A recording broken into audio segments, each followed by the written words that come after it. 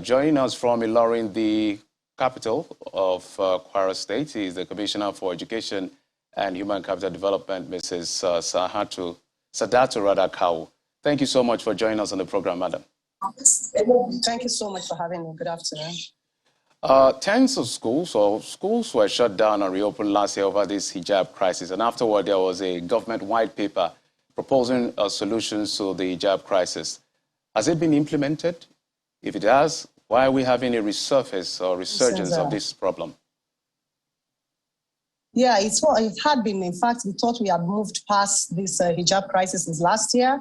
But I mean, it's still this year, last 2 weeks precisely, that this whole incident also started again in Kwara State.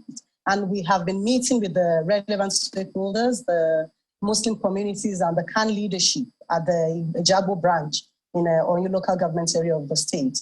So we have been meeting with them, and we are surprised that this happened last week, because I was also there the week before with the essay on Islam religion to His Excellency, the Governor of Kwara State, that's Alhaji Damme Goro. So the school was shut down last week, Friday, precisely, so that we can work in, because again, for us in Kwara State, safety of our pupils and the teachers and management of the schools first. So my next question is, if government policy to allow willing Muslim girls in mission schools wear hijab after consultations with all the stakeholders, what happened in the last school?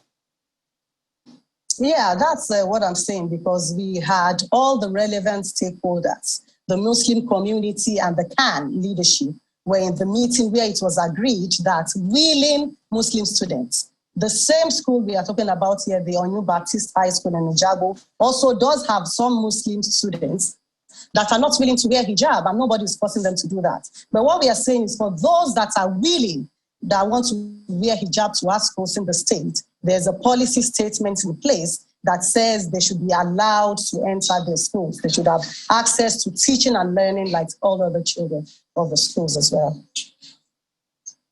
If you don't mind, I want to take you back to the issue of the white paper, kind of an expansion of some of the details, because that clearly states the position of government beyond. We may not have all the time to talk about all the details, so that everybody who is listening to you from your state in Kwara and around the country will be able to have an insight into the specifics of this white paper.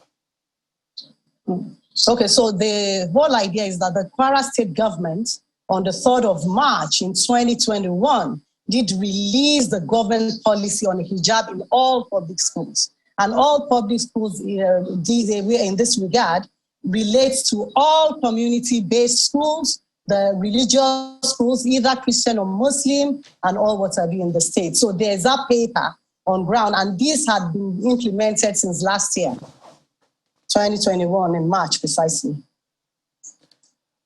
Correct me if I'm wrong. Some claim there's a court ruling in favor of girls, Muslim girls, to wear hijab. Others say there's another court ruling against it. So there seems to be this conflicting court judgment on this hijab wearing controversy. Can you clear the air on all of this?